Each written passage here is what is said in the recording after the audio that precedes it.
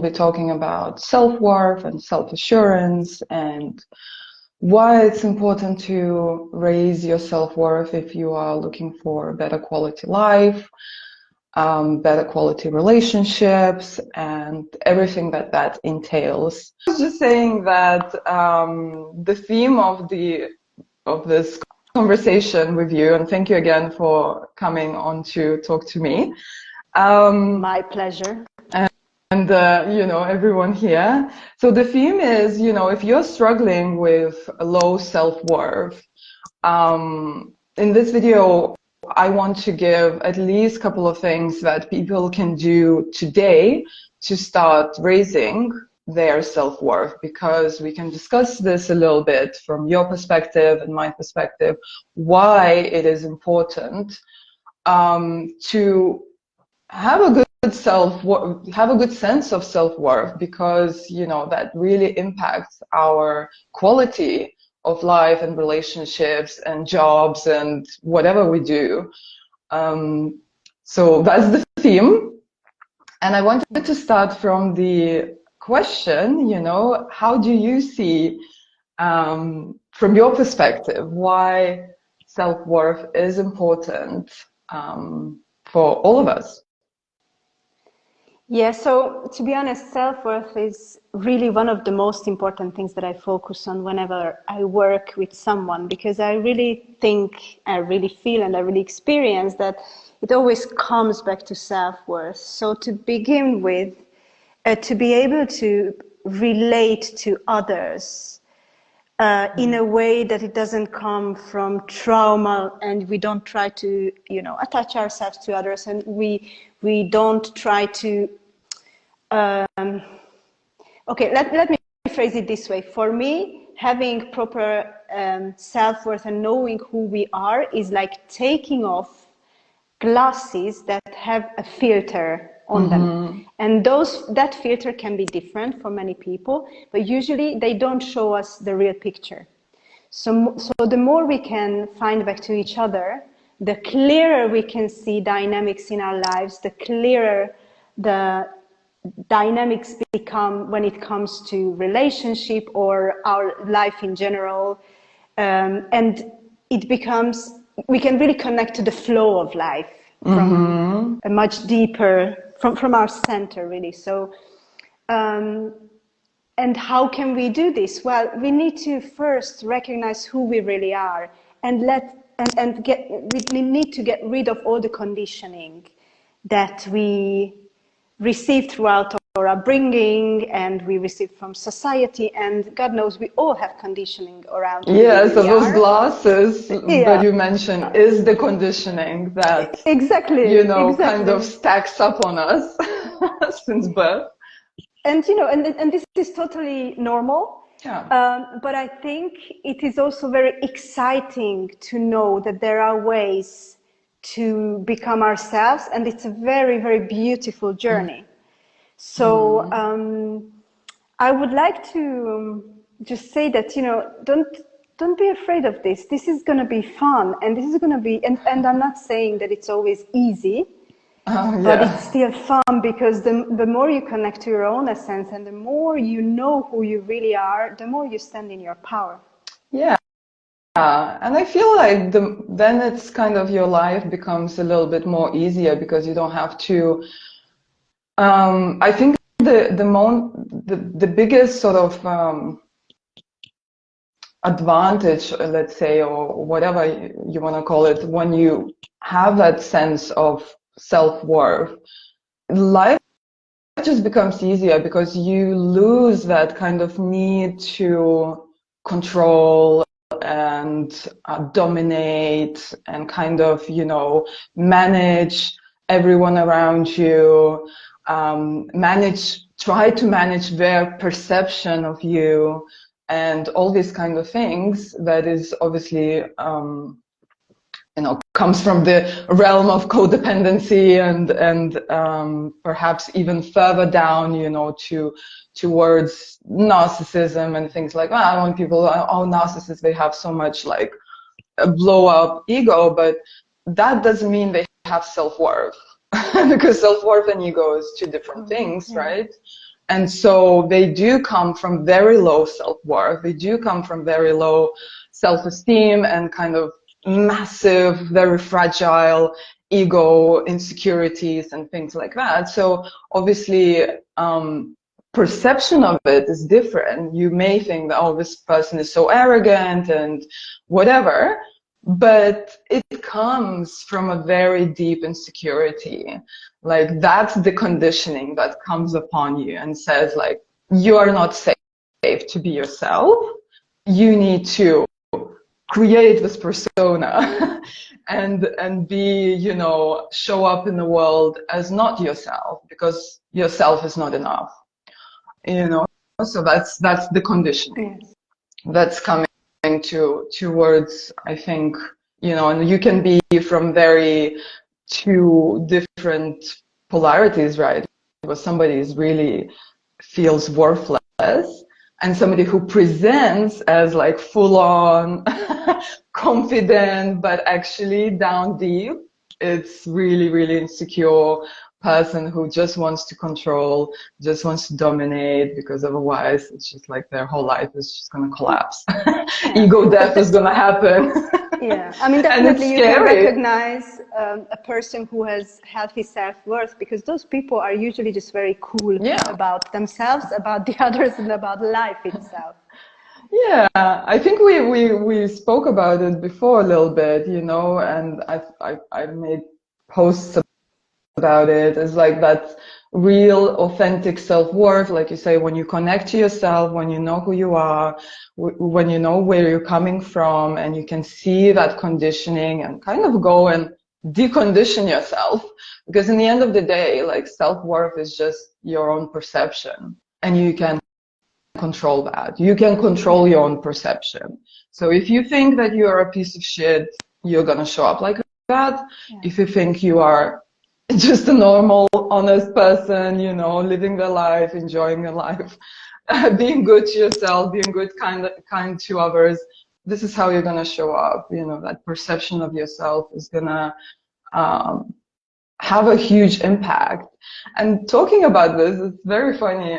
I remember some time ago, a friend of mine was really upset, and we were like talking about some bad things that were happening in her life, and and she said something like, "Oh, I'm just a worthless piece of shit," and you know, like all that bad, negative, you know, self-talk.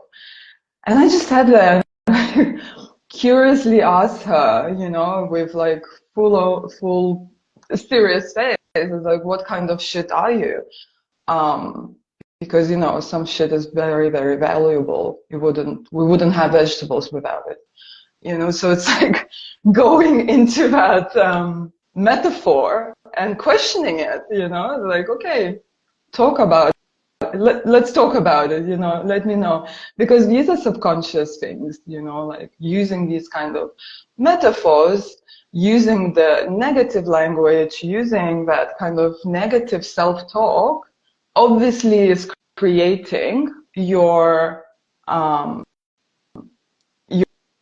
belief systems, and also expanding into more kind of, you know, this is how I show up. Yeah. From the subconscious part. And okay, we joke about it, and we make all these little remarks, a bit of, you know, how to say, you know, passive aggressive, but towards ourselves, and we are sarcastic, and it's this and it's that. Okay, it's fun sometimes, but watch it where it takes you. Is it just fun?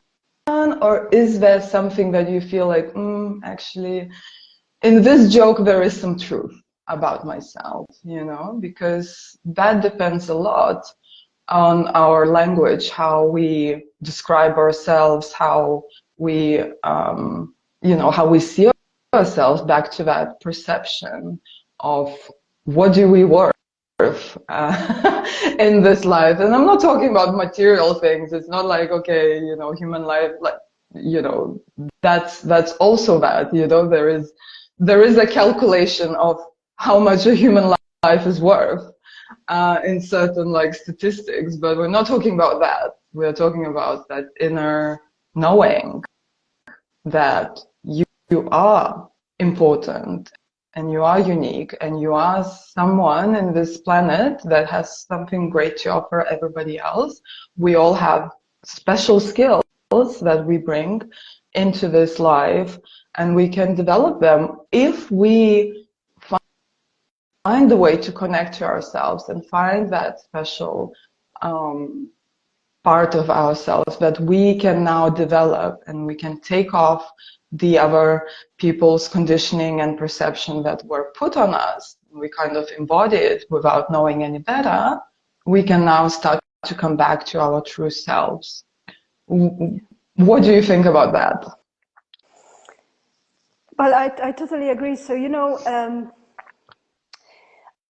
I am very, very interested in seeing a little man in the making, who is my son, and I can see it from scratch how self-worth is actually being developed, right? And so there are certain experiences that we go through and we interpret them in a way, and it may be that from a more objective perspective, those experiences are not bad experiences, but we somehow have our own, you know, thoughts about them, and they really shape the way we perceive our worth as humans, as friends, you know, starting in society, how we relate to others. So, number one, this is something very, very interesting for me to see on a daily basis how a human being develops their self-worth, and how much, obviously, language is important, and me as a mother, how much responsibility I have, you know, to be able to communicate in a way that we can talk about things and we can see what happens. And so to begin with, when something happens that my son doesn't like, can we talk about the event without personalizing it? Because this is how we start to lose our self-worth, that we suddenly take everything personally when it's just something that has happened. So how can we separate ourselves a little bit from an event and just see for what it was and, you know, learn from it, but not identifying and becoming the faulty part of the story in a way. And to be honest, I cannot unsee whenever I know someone's human design, there is one center that is a G center that is for identity, and there's another one that is for self-worth, where someone can really, some people are just made in a way that they have a very healthy inherent self-worth consciousness. And some people need to learn it much more. But either ways, we do get conditioned, and of course, and then these little stories become big stories in our internal narrative, and then we start to perceive ourselves differently. So coming back to the core of this whole thing, how can we recognize and how can we harness it in our body, this feeling of worthiness, just because we are breathing, we are on this earth, you know? So it's not, obviously, as you said, it's not an economical value, but just the fact that we are here and we are breathing. Can you feel breathing is achieving. Exactly. Can you feel the worthiness, the richness, and the abundance of that oxygen, you know, running through your lungs? And just accessing each and every cell of your body. Can you really connect to that kind of energy? So in order for us to experience self-worth, I think it's really good to go experience it, not only think about it, not only theorize about it, but really feel it deeply in the body. And the more that's the point. The better. That's the point to embody it. So for me, this is all about that. And of course, I mean, self-worth and self-love, you cannot, they all come together, right?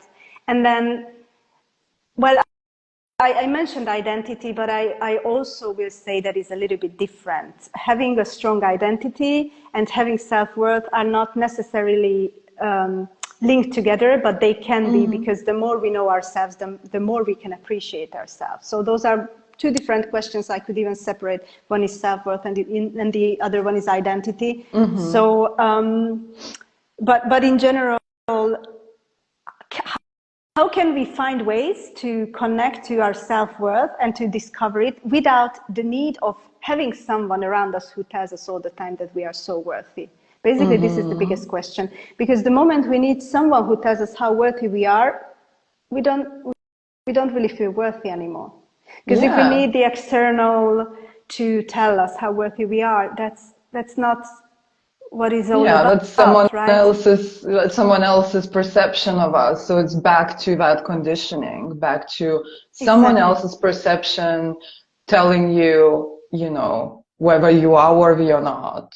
And then, you know, you either believe them or not. You know, it's like, but good that you mentioned your son, because, you know, children, and I'm sure you will agree, you know, watching him through the development years, they are very centered towards themselves, right? So it's like, okay, if someone is upset, or my mommy or dad is upset, that's because of me. Yeah. If my mommy and dad is happy and joyful, that's because of me. You know, so it's interesting that you start talking about this kind of starting to separate, you know, it's like not every event, you know, is about you, and it's not personal necessarily. Like there can be a personal part of it, but there is another person in that event too, and what about them? And it's like kind of, you know, not so centered, not so everything is about me. So it's not coming from, and we spoke about it before, you know, it's kind of when it's coming from your core, when you know, when you embody that feeling of self-worth, you don't need that need of like proving yourself and going out and, you know, like I like to say, screaming from the rooftops about how worthy you are and how wonderful you are and all these things. That need disappears, you know. Yeah. That becomes a very quiet, very stable, very grounded energy within yourself. Like, I know, I just know, and I don't need to shout around and go prove them everybody else about my work. Like, I know it. And that's enough. And you start to sort of behave from that part, from that part of you, and you start to show up in your relationships from that part of you. You're not chasing, you don't need to prove anything to anyone. That I see a lot in working with my clients, for example, that kind of loop that, oh, if only they knew that I'm such a wonderful person, if only I can show them, if only I can do that, they will be with me, they will not leave me, they will, what about you knowing this? So it all comes back to you. So really, it's one of those moments when you can really realize that. So number one, reclaiming the responsibility and just understanding that it's your own responsibility to develop that self-worth. There's no one who's going to give this to you, because even if they do, it's temporary, it comes and goes. It comes and goes. They can take it away as easily as they gave it to you, right? Exactly. So not to rely on other people in order to have this sense. That's basically the key. So my question would be, what do you think, what are the things that you would recommend someone that they can do, almost like exercises or maybe mindset change that would help people to harness a healthier self-worth? Yeah, so in this situation, like, even like I gave that example about my friend, but in general is just like start from questioning your beliefs, you know, getting that awareness and noticing, like, what am I thinking?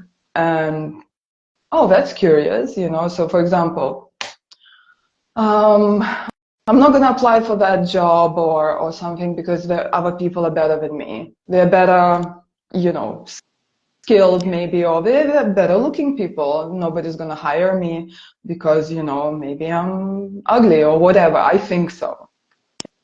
You know, it's kind of, okay, where does that belief come from? Where does that statement come from? How can you know that it's true? And go deeper, you know, kind of on these beliefs. It's very clear where they come from.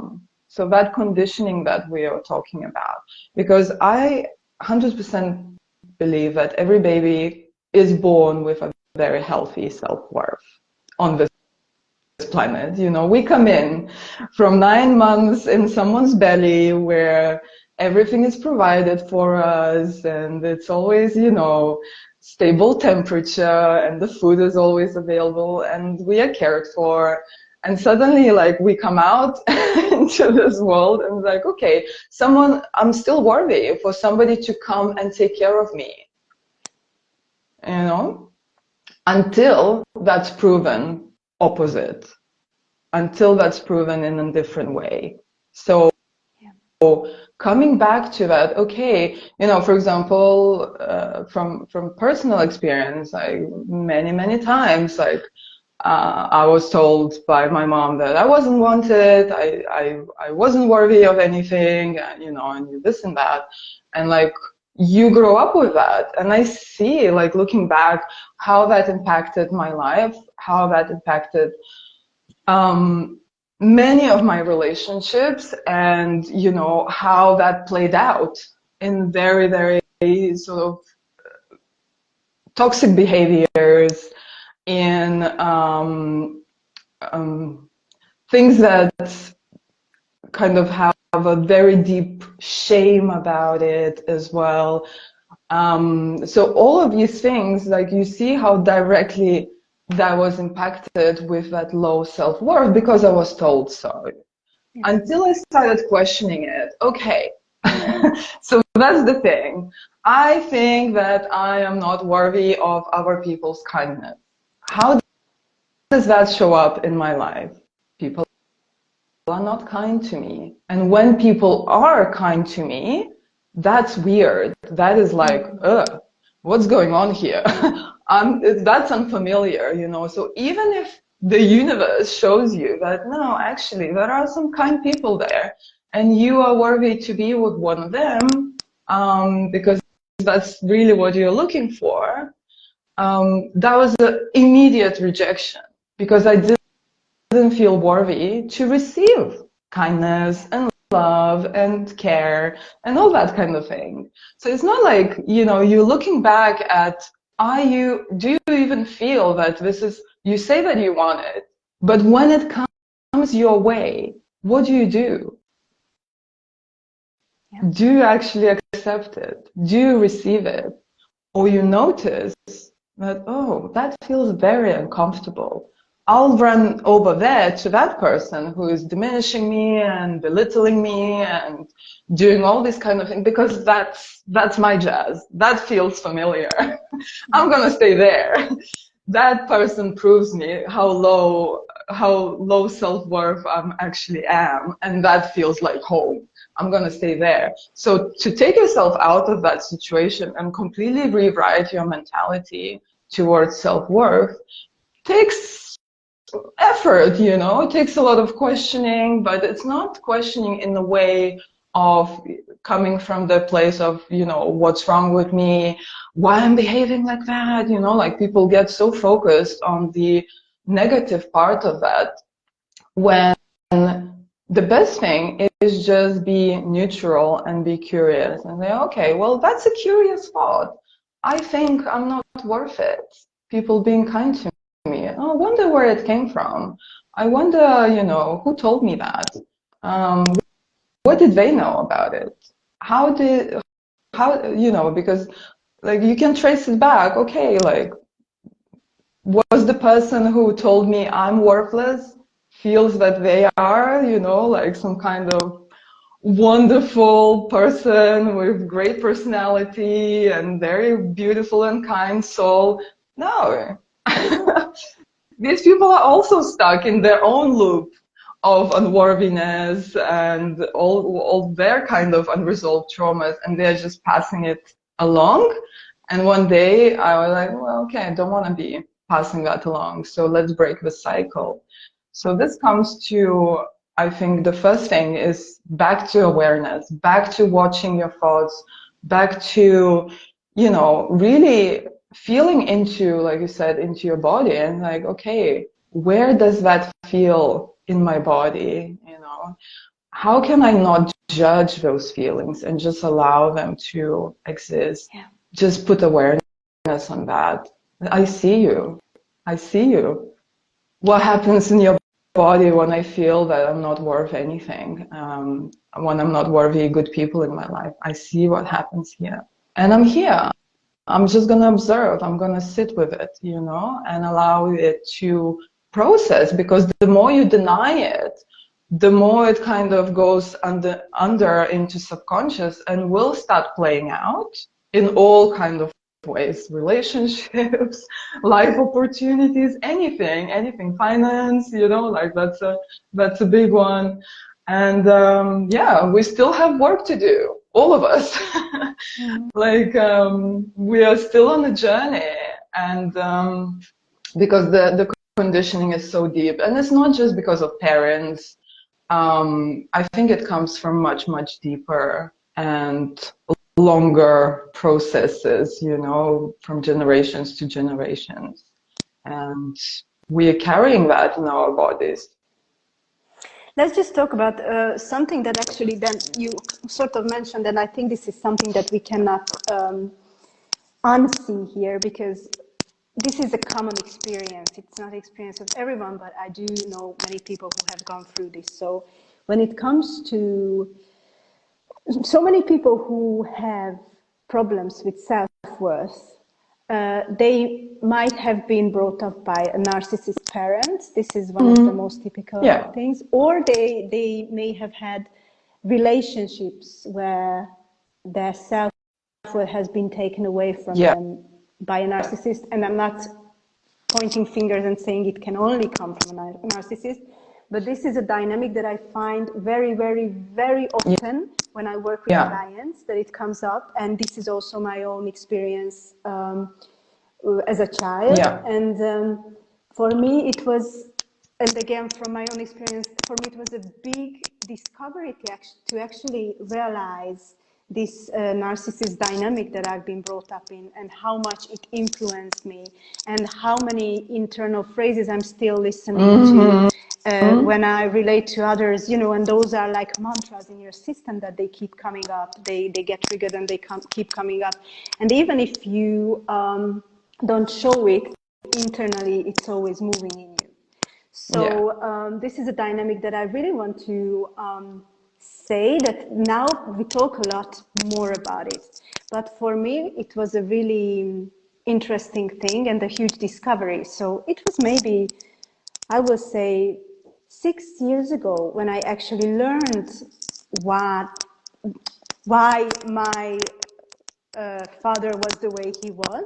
And it was because an ex-girlfriend of his sent me an article, because they broke up, and she was heartbroken, obviously, because she had a relationship with a narcissist. But she is a very great woman, and she really wanted to understand what happened, right? So what she did is she sent me an article about how narcissists are, and she said, "Listen, would you think that this is your father?" And when I read the article, I had, you know, fireworks in my head, like so many aha moments where I went like, "Oh my God, so this is it, this is why I feel this way, and this is, you know," and all the things are starting to come back. And, you know, it was 5 years ago.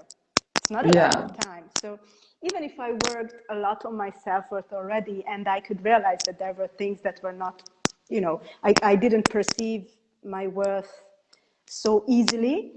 But this, like, discovering this dynamic and starting to work on it from a more conscious perspective really did shape my whole life. Basically. So this is something that I would like to ask you, since you already have this experience, and since you also work with people who have gone through similar experiences, how do you think these dynamics show up? And can you identify people who maybe struggle with self-worth, that they bring this problem from a relationship with a narcissist. Oh, yeah, absolutely. That's very common. And yeah, whether it's narcissism or, you know, just a very toxic kind of our dynamic where there is a dominance and there is,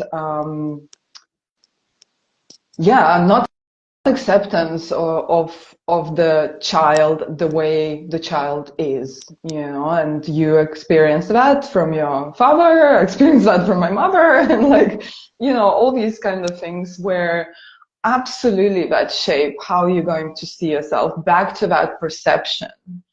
And because we already mentioned this this dynamic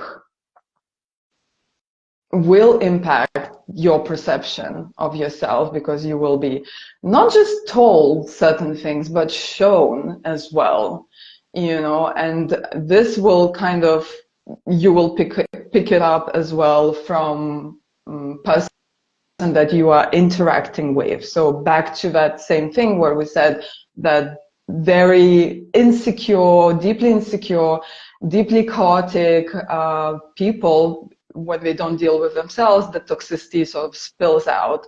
And you, if a child, as children, we are very absorbent and we pick that up. Whether it's mine, whether it's yours, we can't distinguish. So again, on that mindset is like, the most important stories that we need to question are not the sort of conscious thoughts, you know. These are it's like stories that bubble up, you know, when you are just waking up, or stories that bubble up when, you know, what are you telling yourself in these sort of quiet moments? Like you say, like something gets triggered and the sentence pops into your head that someone else told you, you know, watch that thought. Like, okay, I was told that. How curious. Is it true? Is it still true? Does that ring true to me? Or can I just maybe watch it and find it curious? You know, the result of this questioning is resolving certain conflicts, inner conflicts, because, you know, the conflict is resolved when two things. It cannot happen again. So the relationship with a narcissist cannot happen again. Like you grew from that experience, right? Their perception of you no longer affects you. You can, like you said, you understood who they are, okay, or how they are. They're not going to change. You accept that they're not going to change. You know, this is their nature. And you no longer playing into that dynamic. So this is one conflict resolution. Like, okay, it cannot happen again. Now I know the red flags. Now I know how to deal with that person. Now I know how not to get involved in that. So that's the resolution of conflict one way. Another resolution is you're able to laugh about that experience. That's another level. That's another upgrade. It's a very great. Yeah, like it's that. Like this is the healing stage when you are no longer affected by that event or series of events or whatever happened to you. You are out of that victimhood, that victim consciousness that kept you in that place before, and you're able to look at it and actually giggle, not in a way that, you know, like, oh, you know, stupid me, blah, blah, blah.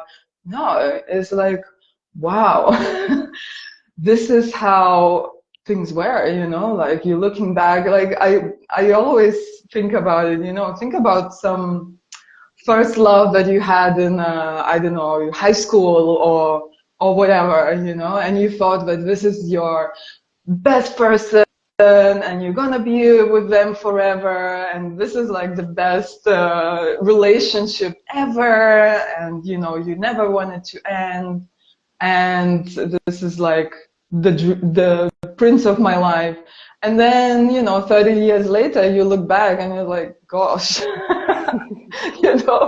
like you laugh about it. You laugh about you being so involved in that and all the things that you did. And, it's no longer a regret or some kind of shame or some kind of negative perception about, oh my God, that guy was like this.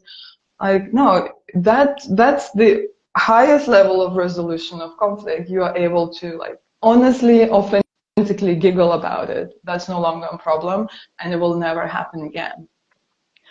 Yeah. So looking back at these kind of things, we can retrace and come back to what you said in the beginning, your true self.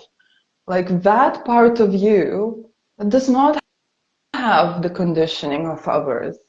That part of you that you can decide what you're gonna feel about, and like, okay, I'm coming to my own perception, despite the perceptions of other people that were kind of embedded in me before, and I was carrying it because I didn't know better. But now that I'm becoming more aware, I'm looking at myself, I'm looking at my beliefs, I'm looking at my behaviors, and I'm seeing, like, is it mine? Is it not mine? Why am I still carrying it if it's not mine? Whatever your unhappy parent told you, gave you, whatever, it's not yours. And you can choose not to engage in that story anymore. You can choose to, like, snap out of it. And it takes a little bit of subconscious work to really get at the root of it, but you can do it yourself. You can start questioning, like, just bringing that awareness and questioning is like, do I still believe that? Or can it be replaced by a more beneficial belief about myself that actually is going to raise my self-worth? I can and on that choose. Note, exactly. And on that note, I would like to also just suggest, because this is, I think, one of the best practices, and that's an easy go-to. Whenever we are on this journey of connecting with our self-worth, it's always easy to do it from a more joyful definitely center. And this is, so one of the things that really worked for me and works for my clients is to connect with things that we really love and we are inherently good at. Because the more we can actually really enjoy those moments, whatever that may be, and we can connect very naturally to our talents, this feeling will enhance, and it will kind of represent itself in every area of our lives. And I brought you this very funny example, but for me it was a big one, right? So, and it does have to do with self-worth for me.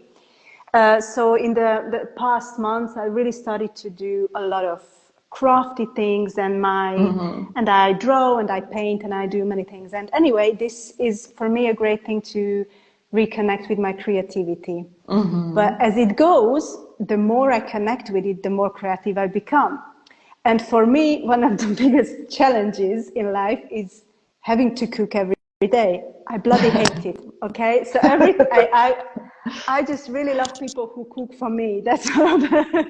So, like, if anyone wants to show love for me, just cook or bring me food. That's going to be awesome, because I have never really tapped into how can I actually prepare food in a creative manner until I did. How did I do that? Because I started to enhance this creativity, and it was coming everywhere, and it started to expand so much that I kid you not, the past month or so, I started to cook these amazing dishes. And my husband looks at me like, who are you? And it's not only that they taste good, but I feel good when I do them. And it's a silly example, but for me, it was a really, really big aha moment where I realized that, oh man, and so if I wanted to, for example, become a good cook, just because it was my desire, it would have been very, very hard. But it was a much more natural way to get there, because I started to come from a place where I felt good and comfortable. And then it is just started to happen in the kitchen as well. But this could be anywhere, right? It could be a relationship. And so coming back to self-worth, how can you find things that you really appreciate about yourself and just focus your attention on those things for a little while? Because it's really about creating new connections in your brain. So now you start to focus on things that you appreciate in yourself, and you will start to appreciate more and more things, and you will find more things that you can really appreciate. And so they kind really of show up. You're not looking for them. They show up. Exactly. And you will be surprised one day how many good things you can say about yourself, which you weren't able to do before. And so, like you said, this going into the flow, right? It's the opening. Exactly. So it's not so much about, so one, of course, identifying where these patterns come from is very, very important. But to make it more fun, and I find that it's always good to make it more fun, because otherwise it can become a little too heavy, and then we have the tendency to just step out of it because it's too much on a daily basis. So to give, that's why I feel that this is kind of an advice, that this is my own advice for myself and for others, to just really tap into the fun part. Are you a good dancer? Dance, for God's sake, in front of the mirror, look at you, you're a bloody good dancer. That will enhance your sense of, love as well, because then how can you separate self-worth and self-love? They also in the same package, right? So anything that you feel that you are good at, please do more of that.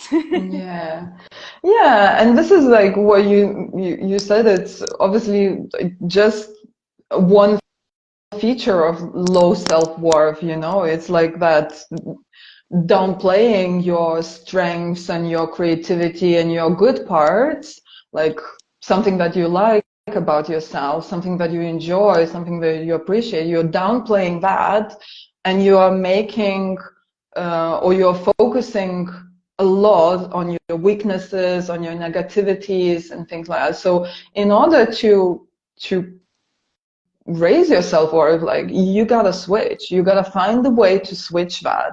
So, downplaying your weaknesses, not downplaying, but like not focusing on them so much, and actually start to focusing on those things that you appreciate about yourself, that you see as an important quality in yourself, and showing that.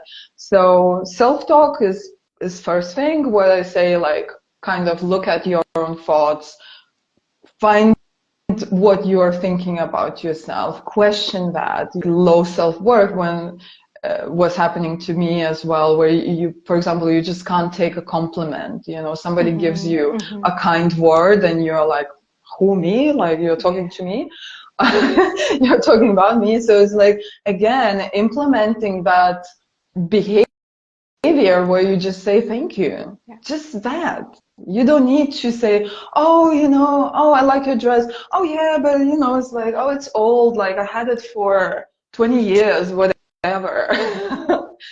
Just thank you. That's it. Like, learning those little skills to like receive it. Because for a lot of people, what you said, and especially coming from those upbringings, you're not able to receive, because you feel so worthless that it's like, okay, like, nothing is good coming to me.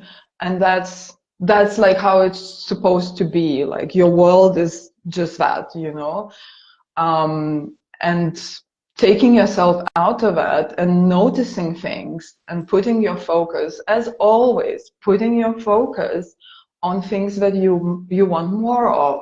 So if you're putting your focus on your weaknesses, do you want more of those? Do you want to get more weak? Does it feel good? Or, like, back to the choice. Can I put my focus on a strength or new creativity that is coming up? And I'm just like, instead of shutting it down, then let me see where it's going to take me. And whether it's like a new cooking you discovered. I'm sure your family is very happy about that. Or just anything, absolutely anything, you know. But I realize how for some people it is very difficult to shift because it's been their life story for such a long time. The victim consciousness is embodied in every cell of their body, and it's probably going to take much more work to release all that, and whether it's the mental work or physical, more somatic. Absolutely. But I think what you do with human design is actually, as far as I understand, you can point out to people their strengths, the inherited gifts that they are coming with. And that's wonderful, because for some people it's difficult even to find, like, when they are so deep in that unworthiness, it's difficult for them to say, what are you good at? Nothing. Like, I'm crap at everything. You know, that's the response. And, you know, like, everything? Like, you know, kind of questioning it, but exactly as you said, yeah. that those people who have spent so many years in this victim consciousness, there can be a moment with a reading where they are being reminded who they are, and they can connect to these beautiful gifts that they have. But that's just the first step along the way. So for me, this is also so important to mention, that from one reading and from any kind of therapy session, you cannot always expect the miracle. You have got to work on a daily basis, and you have to do it so much so that it becomes natural in your daily life. So, for example, and this is a very good one, because, you know, this also happens. Someone comes to me and they really want to, they feel not so worthy, and they want a reading, and they get a reading, and I tell them how great they are, because we all are, and they get very pumped up, and they're so happy for at least a week or two, and they go back to where we started. And so this is why number one is to see who we are and to connect back to that. But after that, we need to start the deconditioning. Exactly. And by that, exactly, decondition, because otherwise the old pattern is so strong that it will come back much easier than the new one. So it's exactly that. If you lived in that, if you lived in that pattern for 40 years, 1 hour is the not older enough. you are, the harder it is. And this is also something. So, of course, one of the biggest responsibilities I do feel as a parent, to bring up a child who won't be so conditioned. I mean, at some point, somehow he will be conditioned, but not so much. And for adults, a reading looks very different, because, you know, so the things with the parents, when I do a reading for a child with their parents, there's so much possibility still there, because the child is not so conditioned. And it's so beautiful to see, because usually those people who are already so interested in bringing up their children in a way that is not so conditioned, they're very open-minded, so they really listen to these readings, and they can really help their children to become themselves. But when I do readings for adults, there are still huge aha moments, and that inner child really wakes up, because it does have to do with the inner child, because that child still knows who we are. But this is where it gets more tricky, because it's not so much about, as I told you, just learning who we are, but like now owning it. Now start to own it, you know. Now start living it, now you know. Yeah, now embody it. I want to see you tomorrow and in a week, and owning it, you know. So that's the challenge. That's the challenge, like commitment to yourself, you know, and that's the biggest challenge a lot of people are going through, because they know what to do, you know, they can know what to do, they can have all the help around them and all the support around them, but the commitment isn't there. So why isn't there? You know, like, what's stopping you from really committing and taking action every single day? And like you said, you know, becoming that, because you're doing it, you are embodying it, you are showing up like that. So it's like becomes your second nature. But second nature, think about it, second nature means that there is first nature, right? What's that? Can you go there? Can you go to that part of you that is naturally bathing in that healthy self-worth, you know, completely embodying it? Can you kind of connect to that? Therefore, you reinvent yourself after the 30, 40 years of conditioning otherwise. There is still way to go back and to connect to that part of you.